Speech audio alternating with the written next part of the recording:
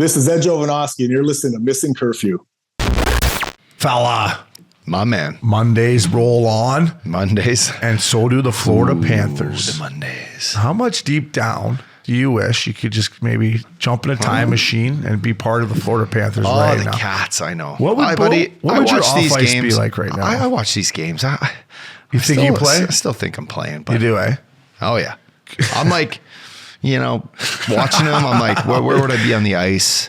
Wow, you are, eh? I see the play happen before it develops. I still got the instincts, but that's funny you say that because I look at it now straight as a gambler. Yeah, and more I look at it as a coach. I don't look at it as a player. I look at it like make that fucking play, have a seat here, right? Like what the fuck? Because I've sat there, and I haven't made that play, or what the fuck are you thinking? Like I don't look at it from like. Although sometimes I'll see it, I'll be like, you got a far side, you got a guy far side. Yeah. Is that what you're talking about? Like, like I'm like, okay, well, when am I up next? Well, you're looking for the tap. Yeah, like, hey, give us this you're draw. Like, Coach, fuck, I'm sitting right here, bud. Yeah, the game's 5-1. Put us out there. Yeah. No, you know what? Games have been good. Watching these Florida games, watching the Dallas games, Vegas, for example, Yeah, you picture being in those barns again. When the guys come out on the ice, you picture like that walk through the tunnel, with the cheerleaders on the right and Billy Quinn sitting on the left. You just kind of miss those moments where you're looking at a teammate and you're like, come on, we got this. Like we're up next. Let's fucking go. Let's get it deep and let's fucking run. Let's run someone. All the little intangibles, what makes playoff hockey so exciting and those big moments that you live up to, witnessing these guys go through them. Brings me back. I kind of want to be there. Yeah, I do. Lie. I will say throughout the playoffs here, at the start of the games when they come out with the towel humming, it gets the blood going a little bit. Like, fuck, I remember those coming out of GM Place. Or take Nashville. Your bucket off, folks. Take your bucket off, national anthem. Fuck, you don't have to worry about that. That bucket was off. So, Updogg, we're obviously down to our final four here. And, with your old squad, Florida Panthers, doing some serious fucking, we thought, who better than legendary Ed Jovanovski. Monty has tied Jovo, I think, in the first round with 5 goals in the first round. Jovo was the last Panther to do that. We obviously remember the old Miami Arena where the Rats first came on and they went to the Stanley Cup final. So, we reached out to Jovo here to get him on. And as you know, this is the reason I wore 55 because of Jovo when he played for Vancouver. That guy was a killer.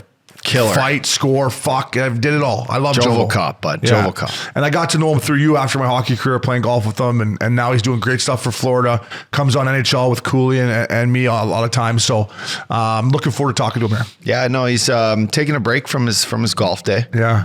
Thanks, Jovo. But, and just the knowledge he has of the game, the moments he's been in. Obviously, you get a chance to ask him a little bit about Game 7s, right? He's been there before. He's been a killer. He's been a leader. He knows this team well. He's going to the games. He loves going to the games, and I'm glad that he's still with the organization. So, taking a moment here to chat with our boy 55. Yeah, he's got good suits too. I always see him on TV. He's looking good. National Leaguer. Here's Jovo Cop coming at you, fella. Welcome back to Missin Curfew, Updogg. Unbelievable story going in your old neck of the woods there. Yeah, right? Fuck is it ever? The Rats South are Florida is popping. Yeah, it's usually popping for other reasons. Yeah, exactly. So for other reasons. Obviously, we got to bring on a Florida Panther legend. One of our buddies we good to the post. Ed Jovanovski. Jovo, thanks for joining us, fella. Hey guys, anytime, man. God, I miss that face, Jovo. I miss you, bud. Yeah, always got a good tan. Too, you always got the best tan. National League. Yeah, you know what? Spent the weekend on the boat a little bit and got a little bit of sun, but yeah. How's the golf game? Might as well live down here. Might as well get some sun. Golf game's okay. I got this hip done. July will be 1 year, and my game was just horseshit. Just big. I know the feeling. Big cut and this and that and whatever. I stuck with it. I punched in a 71 the other day, so it got my cap down to like a 3. Followed it up with a nice 82. So we know how the golf game is, but it's coming. I don't get too frustrated. As long as on that day where I'm playing well, I win some kashish. Yeah. Well, buddy, between having 2 hips done and your hands that are both just fucking mangled, that's pretty damn good. But 71, wow. Yeah.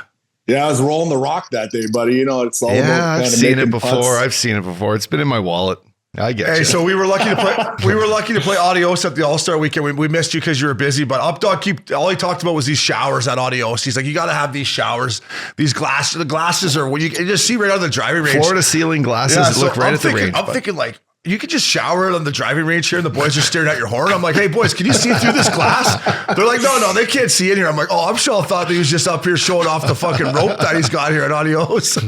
Yeah, you know what? Pre-construction of that, they just kind of redid the clubhouse not too long ago. And they actually blocked off the whole shower area. So when I first joined there about 8 years ago, I'm in there, I'm playing. And then you see this old guy walk around, no towel, no nothing, just kind of balls are hanging right onto the floor. And it's kind of got that locker room vibe, right, Uppy? It's just kind of that, obviously, it's a men's club and the showers are, on top of being kind of floor to ceiling glass, kind of looking over the golf course. It's a pretty good spot to hang out. Hey, I'll tell you what else they got. They got great bar seats at the bar there. Like when you can sit down there, and obviously I'm a bigger guy. When you get in those nice bar seats, I could sit there all afternoon. I think I did actually sit there all afternoon with Boley. Right, how are the pours too? Oh, yeah, they're still Adios pours. Like you get two and you're just buckled. But yeah, that kind of whole clubhouse area is kind of obviously built around that bar area. Yeah. It's kind of with the bar area and the little dining room. So everyone's kind of, there's, guys are in there with their laptops, handling their day-to-day business. It's kind of got that vibe of just kind of do what you want to do. Just be a good guy, pay your bill, and don't play slow. And I think you'll be okay there. I'm putting my stuff on your tab, Jovo. That's for damn sure.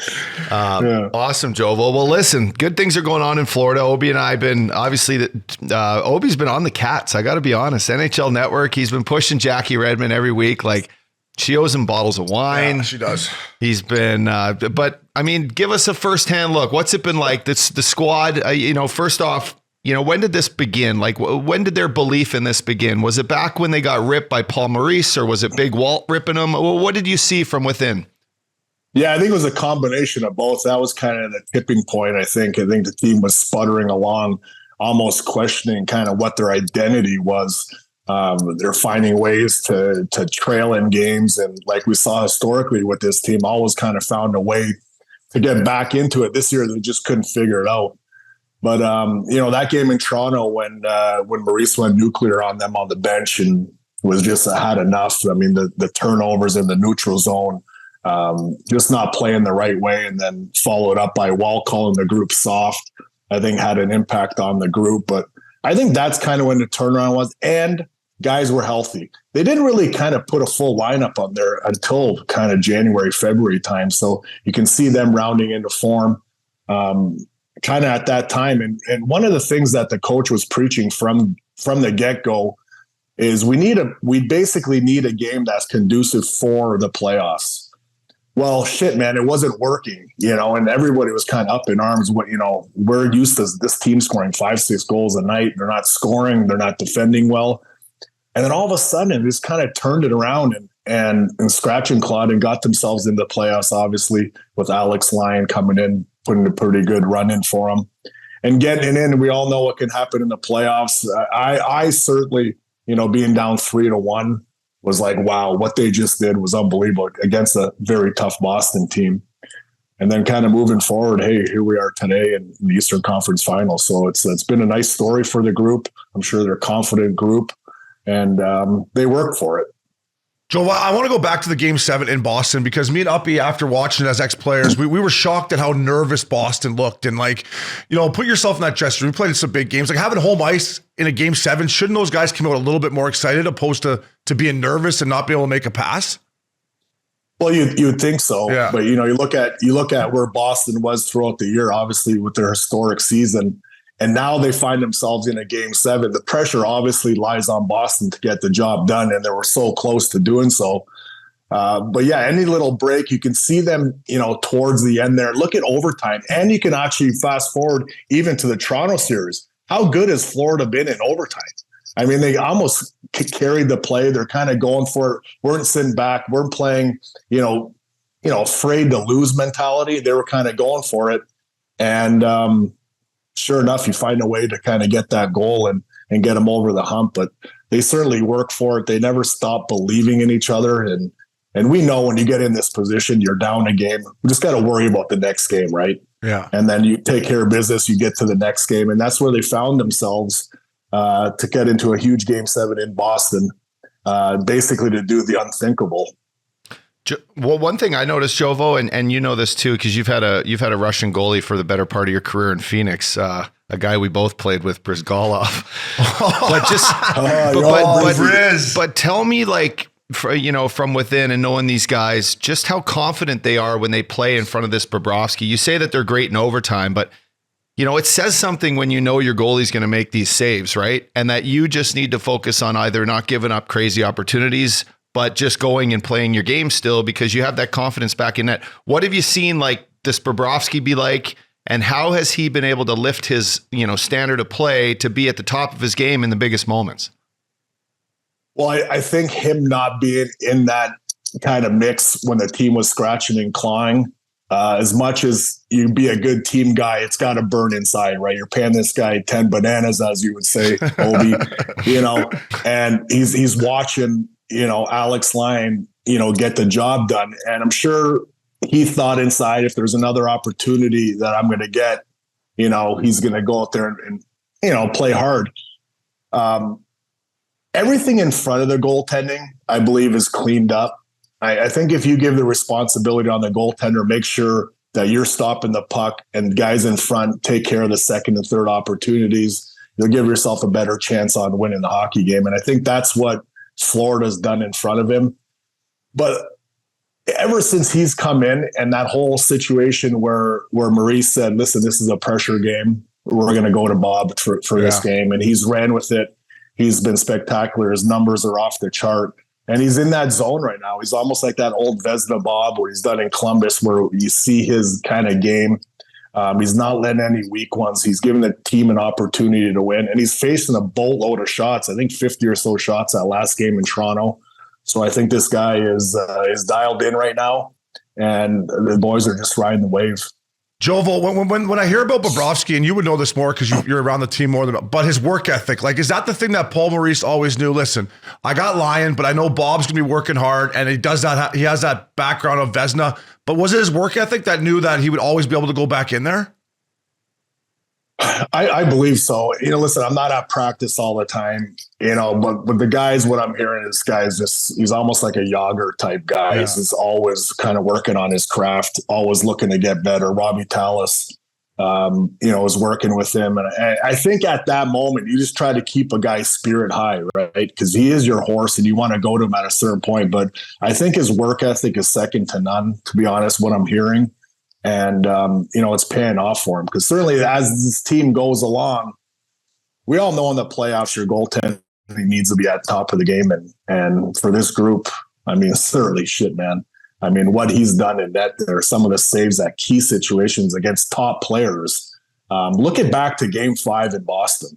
Are you kidding me? Yeah. That breakaway Marchand. This team's not in this position. He doesn't make that save because that gets it through him. There's still like 0.2 seconds on the clock.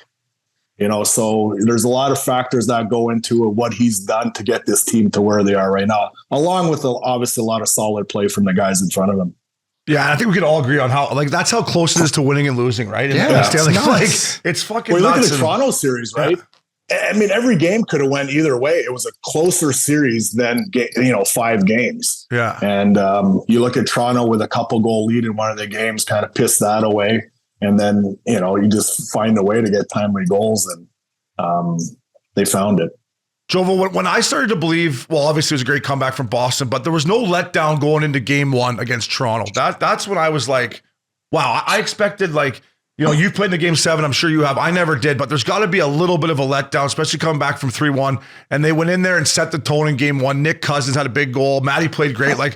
Was that a turning point for you? Wow, this team's not just a Cinderella story. They're a legit hockey club.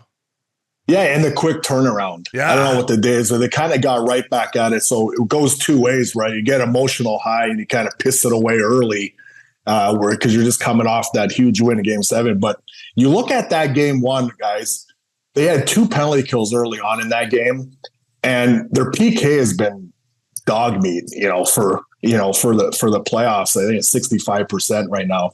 But that series, a lot of that damage was done in the Boston series. They were better in the Toronto series, but early on in that game one, they killed off 2 penalties early in the first period that really set the tone for this group, made them got themselves into the game, and just went out there and played a solid road game. But certainly that game 7 carryover, short amount of time, paid off for them.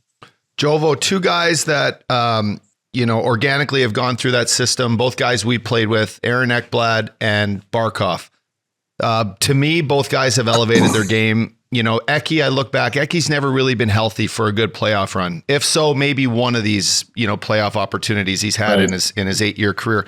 What have you seen in those 2 guys, whether it's their leadership or it's Barkey just playing, the way he needs to play, or it's Ecky jumping in the plays and getting his shots through? Like, what's been the difference in those 2 guys picking up their game here? Because I feel like the last series, Ecky really got involved. Barkey's been better. Just how important it is for those 2 guys to be at the top of their game for that group. Well, I think you set it up here. You look at this playoff run, they've gotten better and better each and every game, and that's a great sign for this team. And one thing, Barkov, you watch what he does in all 3 zones. I mean, there was times in that Toronto series, him coming back, picking guys down low. The centerman usually is pretty much the smartest guy on the ice. Uppy was. I was the smartest guy off the ice. Uppy just needed I never to go got up married. And down the wall, like Glennie Anderson down the wall. Put that heel into the ice. Put that stiff leg out there. Right. That was the only stiff thing, eh? But he always seems to be in the right spot, and he's contributing offensively of late. So it's a good sign to see him kind of elevate his game as the games go along. Ecky, I think, is in a different position right now. I don't think he's looked upon as the guy to go out there and get the numbers. Yeah. He's done a really good job defensively. And when you look at an offensive defenseman, sometimes you overlook what he can do defensively. And I think he's kind of accepted that role. And I think it makes him happier knowing that, he's on the plus side of things in games and he's shutting down, top players. Let Montour he's having that season. Let him run with it. Forsling's another guy's a great skater, can get up in the play. What Ecky's done well too, along with the defensive side of things, he's getting his shots through. You can see him. He manages the blue line pretty good, and he's getting his shots through. But you need your top guys to be your top guys kind of down this stretch area. You want contributions for everyone. But I look at Aaron as that guy that's really taking care of his own end and just letting the puck do the work. And I think less is more with him. And how many times have you heard that, Obi? Let the puck do the work. Yeah, let the puck do the work. D to D, back to D, right out of the fucking playoff. Right out of the playoffs, Trio, Trotzy. But that's exactly it. I mean, advance the puck, get back hard, make a good first pass. And I think they've been doing that as a whole, but Ecky's really stood out to me in that area. Yeah, I agree with Ecky, and the same with Barkey, Jovo, but I think he got better as the Boston series went on, the Toronto series. Like, I guess my question, is there even more there for Barkey? Like, if you're Barkey, and I only know him a little bit, and you guys know him well to me, like, does he not look at the league right now and be like, if I just elevate my game a little bit more, get a little bit harder, like, this is as good a chance as maybe he'll ever have, or is he just going to continue to be, like, you know what I'm saying, Jovo? Does he have a little bit more fuck you in him? I think he does. You hope he does. I think getting into this position now, you're tasting it. You're close to getting to where you want to be. And I think every guy, to a man, you want to elevate that 5%. Yeah. If you could. I think Barkey's just not wired that way, Obi. I think he goes upon his business, plays hard. He's not that. I know what you're saying. You want to see that little mean in him, and but he does it in other ways. And I think for him, when he does get pissed off when things aren't going his way, you can see him get a little nasty out there. But yeah, certainly I think this series, especially Carolina, they're going to take some punches. I think Carolina comes at you hard. They're going to cut the ice, for these star players to really kind of maneuver. So you're really going to have to scratch and claw to fight for your ice. He's such a big man. You would think he can power through a lot of it. And his willingness. Yeah. He's a guy that wants to win. You can hear him in his his interviews. A lot of people have been on him for his production, but you can't overlook what he does away from the puck. And I think that's kind of one one area where the coaching staff and everyone likes about him. Yeah, and I guess the mean streak I get, I guess I'm not talking more like inside ice and get to that net, because the stuff he does away from the puck, it's beyond belief. I'm hoping you want to see him do something that's just fucking get in outside there of his, and take Brent Burns to the net and fucking, you're like, take him to wow, the post. that's something I've never seen that guy in that when 16 he does jersey that, do. Yeah. I mean, we obviously seen that from him, so he's capable of doing it. And you like to see him take charge of a game, but I think this group has done it collectively, and they're not really kind of relying on him. But you like to see him kind of push forward and be that guy for this group. At least, a game where you can look at saying, "Hey, your captain won this game for you." Yeah. But overall, I think right now everything's kind of been solid throughout their lineup.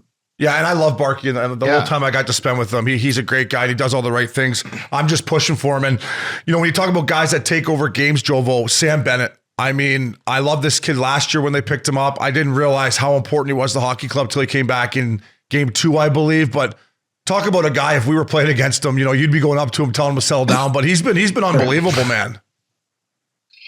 There's a big hole missing when he was out of the lineup. I mean, there's no question. I mean, what he brings, to the forecheck, what he brings to the, blue paint area, where he's really kind of one speed to him. And when he's out of the lineup, it's evident. So what he's done in the playoffs, I know he's been banged up, but he still kind of goes one speed. And I think it's, the guys are following it. You look at the forecheck of this team, and I'm like, where the hell was this all year? Because they just kind of get in on and really disrupt, defensemen going back there. They're really checking over their shoulder. Guys are throwing away pucks because they know that they got that covered area. But he's certainly a catalyst in that area where he's just kind of like balls to the wall and just kind of just kind of going through guys. And I don't know what series. I think it was the Boston series. I believe it was the game. I think in game 2 when he ran someone on the side of the boards, got the turnover, and I think Verhaeghe ended up scoring. But it's kind of indicative kind of what he is as a player. Yeah, for those coaches, go ahead. You need a guy like that. Yeah, it's power forward to the max, right? Like he's playing in both sides. He's not the biggest guy, right? No, but when he finishes he tries to put you in the third row, right? Like that's what you got to do. Like don't take a penalty, but hit the guy that he knows you're there. It hurts. It hurts. Yeah, I don't want to fucking get hit like that. And Jovo, that was the thing in the Leafs series, that as long as the Panthers got it deep behind their D, it was I mean, the Leafs were in one. If they turned over inside the blue line, then the transition the Leafs showed. But once they got that forecheck and made McCabe go back and Gio go back and Brody and Hall, they were in one. Right. And just going back to what type of player he is, I mean, that's obviously an area where you're going to win a hockey game, kind of put the pressure on D and hopefully a turnover and just wear him out throughout the game. But we've all played against one guy where you just don't know what the fuck he's going to do. and Sam Bennett's one of those guys. You look at him and this guy's shaved head, beard, goatee. You just don't know if he's going to carve your eye out with your stick. But he's got that kind of unknowing, about his game. And but he's as honest as they come. He plays hard and he's not afraid to kind of mix it up. And I think this time of year, that's what you need. And you look at a guy like Tkachuk as well. And punching Marner, they were teammates in junior. He didn't give a shit. No.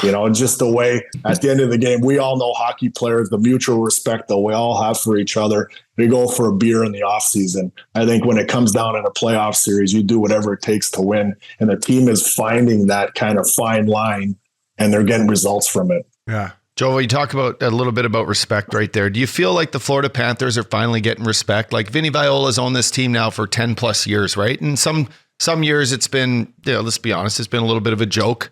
You, whether you're getting fucked on scheduling or no one's coming to the games. Right. But right now, the Florida Panthers have proved that they're a hockey club. They hosted the All-Star game this year, and it was great. It was a great party. Yeah, we threw a fucking the Panthers Club. Have you ever been in that Panthers Club for a couple, Jovo? That's a nice little spot. Yeah. But do you feel it's a gem in there? Yeah. Well done, boys. Well done. But do you really the smell of the old fashions? Oh, the wooden old fashions. It smells rich. It smells rich in there, Jovo. That mahogany. Fuck, it smells like wooden books in there or whatever. Yeah. So anyway, but do you feel like, now it's like you're coming into our house, our fans are fucking rocking. I remember what it was like in our game 7. We played against New Jersey, right? These fans, they're passionate. They deserve to watch good hockey. Right now, they're They're 8 wins away from a Stanley Cup.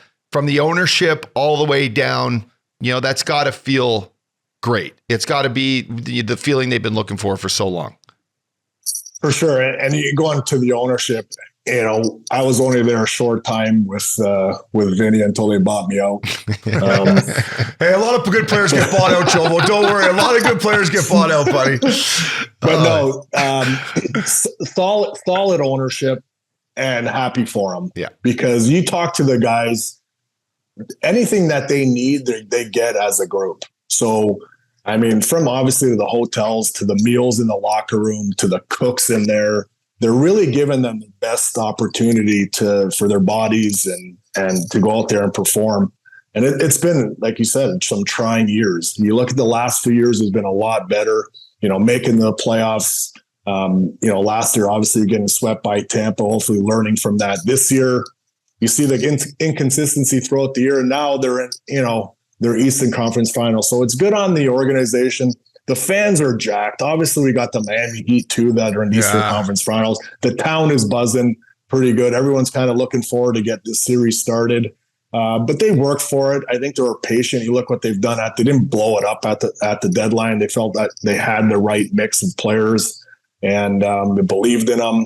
A lot of the talk around town was the coaching change. Was it the right move? Every button he's pushed since January has worked, from lines to the goaltender situation to, just the style of game that this, team is playing. But yeah, happy for everyone. Doug Sifu, Vinnie Viola, good guy. Louis obviously in the mix now. Yeah. Bill Zito's done a good job. I mean, you look at the guys that they brought in, right? Montour, Forsling for nothing, Verhaeghe pretty much nothing. You trade for Reinhardt. Sam Bennett for nothing. Sam Bennett. I mean, you look at the lineup and you bring in, a guy like Gudas, who the team is missing that physicality part. You bring him, this guy hits everything, even when they shouldn't be hitting. He's hitting everything. So it's a right mix. It's a right mix, and things are paying off for him. Hopefully, this ride can continue for him. Hey, speaking of Gudas, when he hit Camp in the fucking court, you see the look on Camp's face? Like, he fucking never been hit like that. Like, he thought, he was like, what the fuck just happened? It was such a good hit. Well, what about after the Cousins goal? I know. The old stare down. That's the old. Yeah. If I'm the goalie right there, I don't know what I would do. I would two-handed him as hard the fuck as I could in the leg. I know what you would have done, Jovo. The wires would have crossed. Yeah. Speaking of Bobby, go ahead. No, everything's been good. Bobby Lou's up there. I never even seen him celebrate like that back in the Canucks when we won a series. He's up there jumping around like he's loving it, huh? Act like you've been there before. Yeah, he tweeted that. Tweet, yeah. Right. No, absolutely. I see him around here and there, and I think he was getting a little grayer as the season was going on, but I think he's found some life in the group, and they're like we all are, kind of enjoying the ride. And I think they took a lot of heat as far as kind of where this team is, and see them how excited they are for the guys. It's nice to see.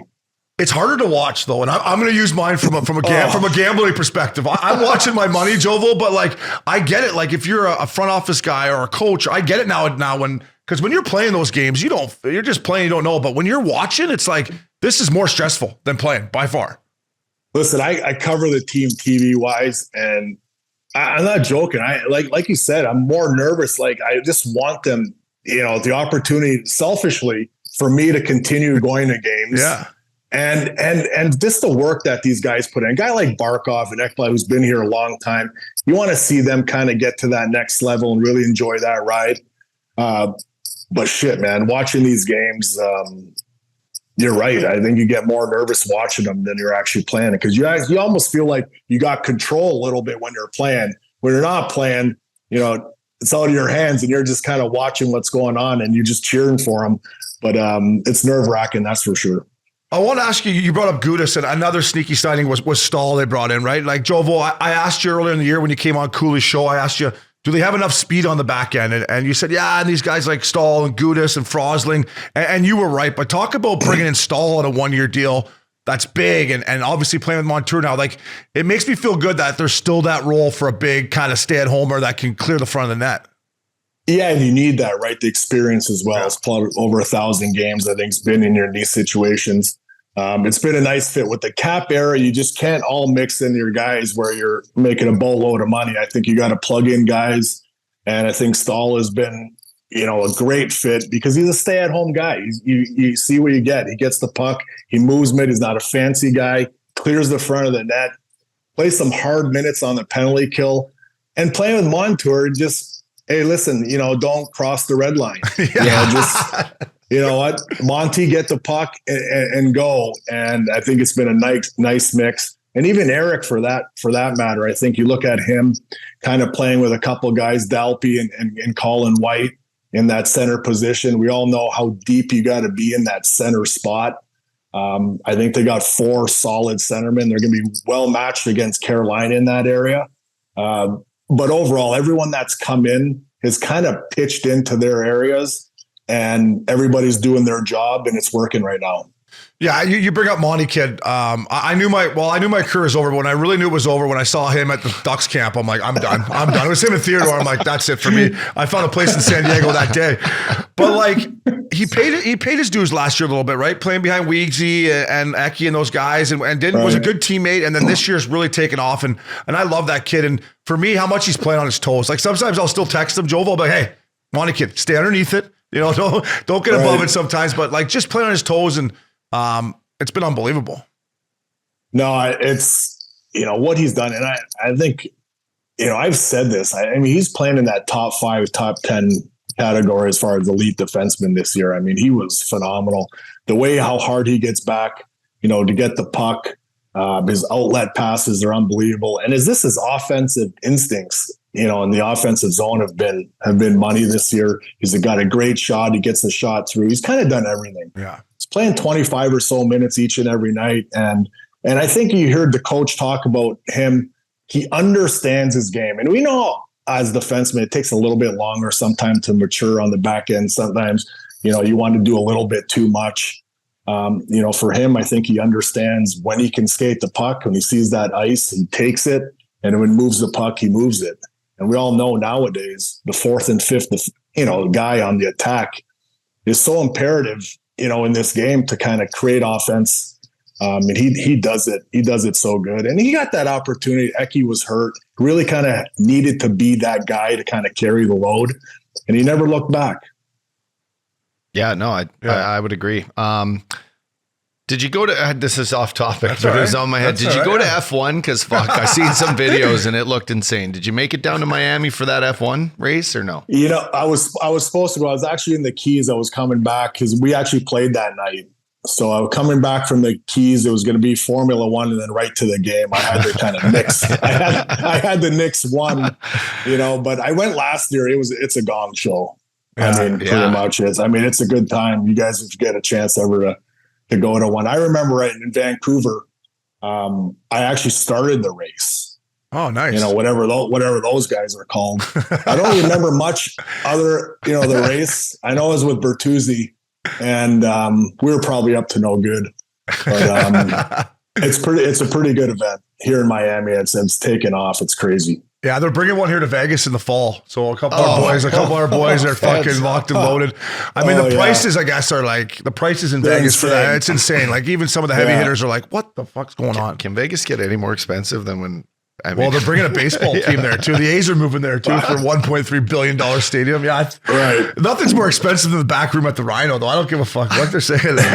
Prices don't go up there too. Is there anything that's not expensive anymore? Oh my God, everything is just, you want to go enjoy yourself. Everything's kind of just gone up. So we got to come out. We got to come out again, fella tour. If the Cats make the fucking finals, you got to count on the Missin Curfew crew. We're coming out again, Jovo. We're teeing it up. I got to text my boy for some tickies, eh? Yeah.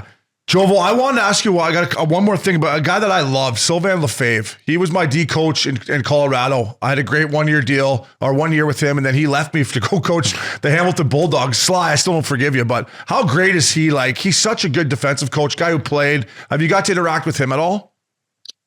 I talked to him briefly, here and there, but a guy that's been there, right? Old school kind of, D-man that gets it. I got to believe nowadays, Obi, the guys go out there and play. You're getting a little bit of instruction from the coaches. But to have that positive guy, I don't know him that way, but he just seems like he's a positive guy, and he's not going to bury you, and he's going to give you that positive reinforcement to go out there and do it. And you look at I can look at a guy like Josh Mahora. Yeah. Who I think has just gotten, what a pickup he's been. He's played all the games. For a guy that coming into a new situation to play all 82 games, says a lot, about him as a player. And you can see his development throughout the year. He's just getting better every game. And I got to attribute that to, the assistant coach. I had one of those guys, Lindy Ruff. Lindy Ruff was my first assistant. This guy put the time in. Every day he would show me videos. Some good, some things I can get better on. And I got to believe now that these guys are just looking at video and make sure that areas where they can get better at. But you got to attribute that to the assistant coach that works with the D. Yeah, I remember I was having a good year in Denver, and that's when Landy was a rookie, O'Reilly, and we were in a playoff spot. And then we had a tough stretch, a couple-week tough stretch where I wasn't playing very well. And Sly called me in, and he's like, you haven't been playing very well. You think you're taking care of yourself off there. I said, yeah, I'm doing well. He's like, you ever think maybe it might be time to get married? I'm like, slow down, Sly. We've only lost 4 straight here. Let's not get fucking carried away. Married. We'll bounce back. We got Columbus coming in Thursday. We'll get him. Don't worry about it. But yeah, to your point, he the clips and pull me aside and show me little stuff you couldn't be more right, because he was an unbelievable guy like that. And I'm glad he's doing well, and I'm still pissed that he left me. But and then one last kid I wanted to ask you about was Nick Cousins. Good Belleville, Ontario boy, 45 minutes from me. How good has he been? And just talk about a guy who's taking advantage of his opportunity. Oh, he sure is. And he's been close, right? He's kind of that guy that's kind of been around it. I to be honest, I wouldn't give him, early on, I'm like, I get he's kind of one of those guys that you just kind of fill in and he gets the job done. He works hard. But go back to that overtime goal. Any guy, you would come down that wing and just fire it, right? Just fire it right into a shin pad or whatever. But this guy right here would. I would go high. I probably missed the net high, to be honest. Yeah, go high, then start a 2-on-1 the other way. For O'Reilly had been going the other way, yeah. But for him to kind of have that movie, this shows that, a lot of the guys in the league got skill, right? I don't care what position you're in. The days of these third, fourth line guys that just can't play, are over. Everyone can play. And you kind of throw him into that spot where he's playing with, Kachuk and Bennett. Now you can see kind of his offense coming out. He's making the right plays, and he's got that shit disturber mentality too. Like, he kind of smile at you and just kind of get in there after the whistle. But he's been a nice fit. And that, going back to the point, everything that kind of Zito's brought in here, we can say that now, but a lot of these guys have had a big part in why this team is, here today, because they've had a guy like Cousins pretty much for nothing, and he's come in and done an admirable job. There's a lot of sandpaper there now. Yeah, there is. Right. Yeah. And their dressing room, they see, obviously it helps winning, but it seems like their dressing room too, starting with Maddie. And Maddie's an unbelievable kid, but they got that mojo in the dressing room of they get along. They got some toughness and some sandpaper. That's why I started liking them. I liked them in the second half because of that. Right. And we all know that you need that, right? Yeah. You can't all just be kind of one dimensional. I think having that grit, that sandpaper especially goes a long way, in the playoffs. And I heard they have some fun off the ice too. So it's always a good thing. And you have to, right? Yeah, that's refreshing. Your buddy next to you knows a little bit about that. Oh yeah, sure do. Half off the lappers. Yeah, I'll tell you what, we were just in Cabo. He hasn't lost a stride off the ice. He hasn't lost a stride. He's still high stepping off the ice. I'm a little sluggish today, though, Jovo. Fuck, buddy. I don't quite run like I used to. Oh, I sure do. He sure does. How nice is that place, though, in Cabo? Oh, Chileno Bay is oh my God. Yeah, she's up there in for the West Coast and a 2-hour flight from Cali. You can't beat right. it. It's perfect. A quick shooter before you teed off. You could quick little Casamigos repo, ice cold off the first tee. Yeah. And then one on the 18th tee to finish it off. Fuck, we had Right, some when good I got money to that snack shop, I didn't know where to begin. Yeah, the old comfort station. Grabbing here, putting some in my bag. Where's the Imodium? Fucking here. Yeah. Where's hey, Jovo, I'm usually looking for the Tums when I go in there. Where's the Tums or Pepto? Hey, show me the Pepto. Right. Hey, Jovo, we got the PGA Championship coming up. Have you ever played Oak Hill? I haven't, but I joined Old Head probably like 5 years ago in Ireland, and they're reciprocal of Oak Hill. So okay, we're playing there. Yeah. So my buddy was over actually last night. He goes, we got to set this up. But I was watching kind of all the work that they've done to it. Those bunkers look nasty. Everything about it looks crazy. So no, I haven't been there. I'd like to go though. Hey, we're going over to Ireland. We all turned 40. I turned 40 in August, Loop September, hit October. So our boy Billy Quinn, we're playing Old Head, we're playing K Club, we're playing Hogshead. Adele, I played I played Hogshead, I played Adele Manor. Yeah. You play K Club? Obviously, I haven't played K Club, no. I played Trump's Place over there. What's it called? Did you play Ballybunion over there? No. Yeah, okay. No. But when are you guys going? We're going the start of August 4th. It's a good time, isn't it? Yeah, it's great. I'm actually there the 11th of July to the 16th. Okay.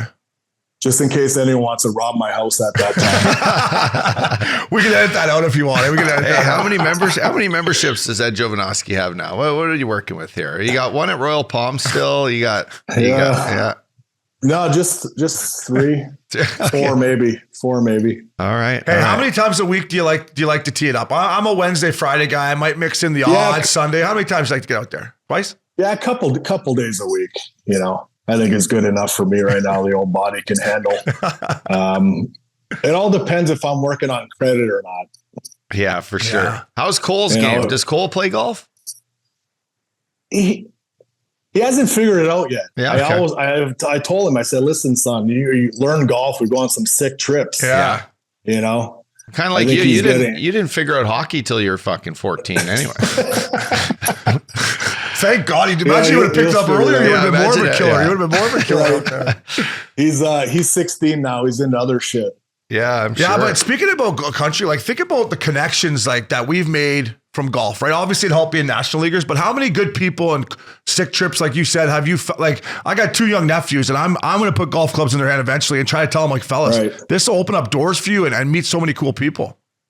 No, it's been excellent, and like you guys both, just the people from all sorts of, you know, really successful people to guys that just love playing golf. I think it's a good way to, obviously, you always can tell, you know, the character of a guy. You spend 4 hours with him on the golf course. So I think it's a good opportunity for the youth, obviously, to get out there and play a great game. You can do it for the rest of your life. It's one of those things. And I just kind of enjoy kind of getting out there and just kind of getting away from the daily grind. Yeah. But it certainly is fun and fortunate to get to play some nice tracks. That's for sure. I always enjoy it till I make a couple pars, and then I get up there and feel good, and I just block 140 yards right. I'm like, what in the fuck? My caddy, Beecher, throw me another ball. What the fuck happened there? I fucking suck. That's why I'm a fucking handicap 9 handicap or whatever right there. Yeah. Well, Jovo, we can't wait to tee it up with you. And, we'll be out there if they make it to the finals, which I think they will. I'm picking them in the series, but if they do, we will definitely. Yeah, we have to. Yeah. I got to get back to that spot in Royal Park. Yeah. How hot is it out there right now with Jovo? I got to bring the old monkey bum if I come out. Is she getting soupy yet or what? Oh yeah, but it's hotter than 2 squirrels fucking in a wool sock. Do you get used to do you get used to the humidity or in the summertime, or you just try to tee it up early? What's the play in the summertime? Yeah, you got to play early. Yeah. You got to play early. It gets hot. We're not quite there yet, but it's getting there. It's pretty toasty outside and humid, but you definitely got to play early. Jovo, thank you so much for doing this, buddy. Keep up the great work, and hopefully we'll see you in the finals, my man. Guys, anytime. Look forward to seeing you hopefully soon.